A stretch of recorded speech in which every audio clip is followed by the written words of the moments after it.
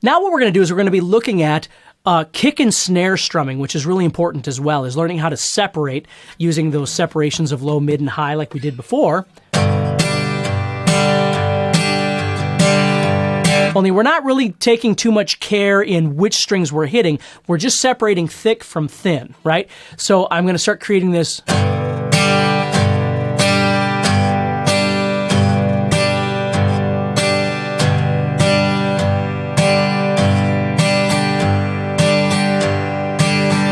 Okay, so I'm not being specific. I'm just hitting a general thickness and then general thin strings. Now, do you have to do that alternating every time? No, you don't. You might do something like this.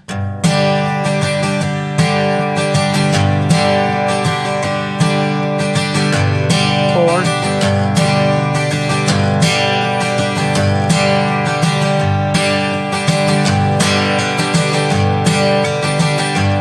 okay, now this leads into what's referred to as the Carter family strum, which is basically what we're going to do is we're going to continue trying to kind of separate the bass from the treble notes. So let me show you something a little more particular that we could do with this. We'll call it a kick and snare strum, but we're going to be doing alternate bass notes. So what I'm going to do is I'm going to make a C chord here. Okay, and what I'm going to do is I'm going to take this one string and separate that from the pack.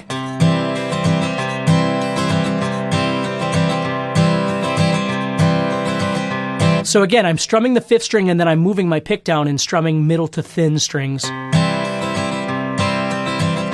only thing is I got to be really particular when I hit that fifth string. I got to be accurate. So I'm doing down, down, down, up, down, up, down, down, down, up, down, up.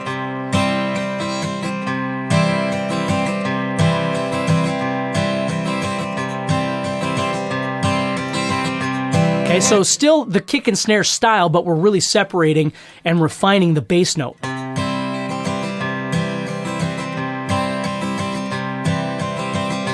Now watch this. Now what I'm going to do is I'm going to start taking that third finger and I'm going to start alternating it between the third fret of the fifth string and the third fret of the sixth string.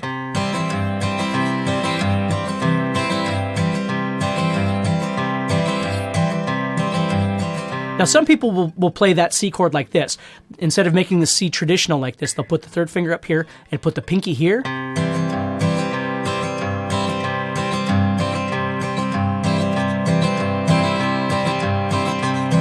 can do that. Okay? I just like the sound of being able to separate the two.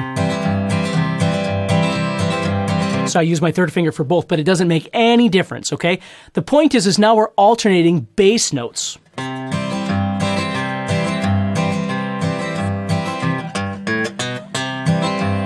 Ooh.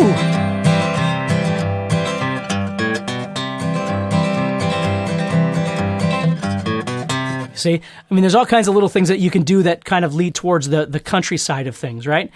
Let's see here. Yeah, I mean, there's all kinds of things like that you could do. I mean, if I was doing G, for instance. Now, G, this is my bass note.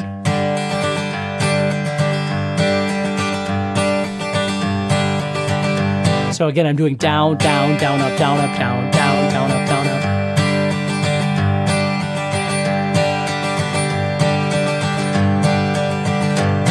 Like that. Now, I can't alternate to a lower note, but I can alternate to the fifth string.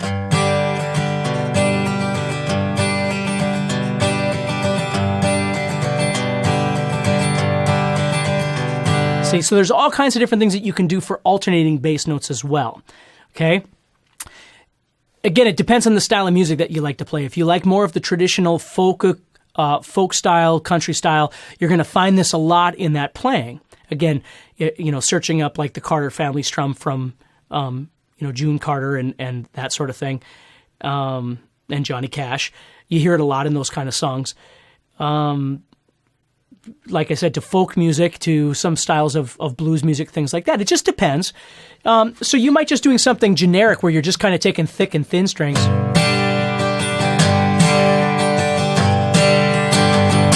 And just sort of separating them in more of a dynamic thing, where you're getting more specific and even alternating. Pretty cool, huh? So again, it's all kind of lumped into the dynamic element because every time you do things like that, it sounds a little bit different. Okay? Another one that you could look at would be like Seven Bridges Road by the Eagles is another really good one that has an example of that. Needless to say, stuff like I Walk the Line by Johnny Cash is all over this sort of thing. But lots of different ways that you can use this. So